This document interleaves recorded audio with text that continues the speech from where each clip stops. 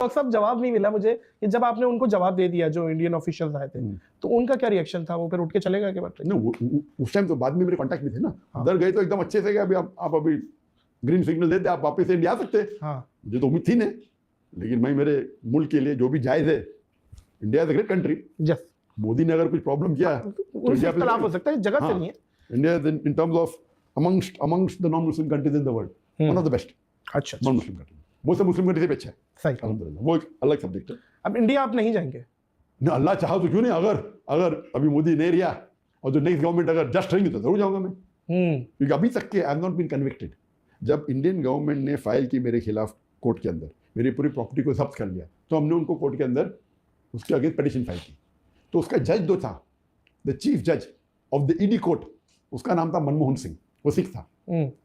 तो उनने जब इल्ज़ाम लगाया था आपके टेररिस्ट है, टेररिस्ट बयान देता है, लोग को बोलता है, भड़काले बयान देता है और टेररिज्म फैलाता है, तो वो जज ने कहा कि आपको शायद पता नहीं, मैंने सैकड़ों जाकिर नाइक के लेक्चर देख चुका हूँ, आप मुझे एक लेक्चर बताओ उनका, डॉक्टर जाकिर नाइक का, इन कॉन्टेक्स्ट उनने टेररिज्म को प्रमोट किया है और मैं उनके पूरे प्रॉपर्टी के ऊपर जब्त लगाने का ऑर्डर दे दूंगा। सही, सिर्फ एक। हाँ, नहीं, लॉयर चुप हो गया।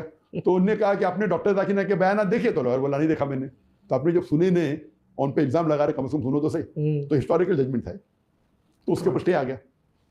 बस स्टे आने की वजह से हम उनको बेच नहीं सकते, प्रॉपर्टी को रेंट नहीं कर सकते। लेकिन उसके बाद आपको पता है, अगर कोई जज, उस टाइम मोदी का काफी पावर अभी भी है, जुडिशरी है नहीं, इतना ज्यादा तो जुडिशरी भी डरने लगी। आपने बयान उनके, अगर आपने फैसला उनके हिसाब से नहीं, आपको ट्रांसफर कर लेते क्या में। तो इंटरफेरेंस बहुत, ये भी कम हो गया।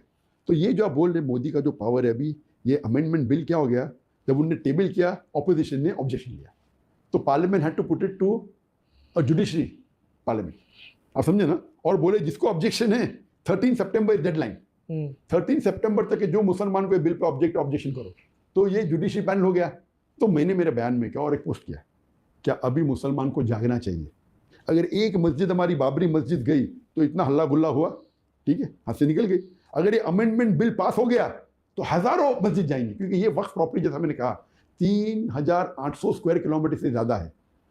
इट इज 9.5 लाख तकरीबन एकड़ लैंड है।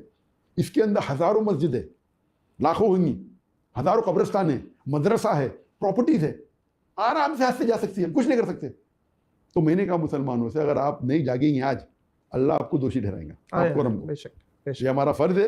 अगर हमारे बाप दादा ने, परदादा ने वक्फ किया है तो हमारे बेहतरी के लिए, और हम सो रहे हैं, हम इसके रिस्पॉन्सिबल है। तो मैंने कहा आप जाके ऑब्जेक्शन रेज करो। और अगर 2.5% मुसलमान भी, हमारी आबादी 210 मिलियन है, 210 मिलियन है, 21 crore according to PW report and Indian report, अगर 2.5% भी, अगर 50 लाख भी ऑब्जेक्शन किए, 2.5% सिर्फ, तो ये बिल रुक जाएगा।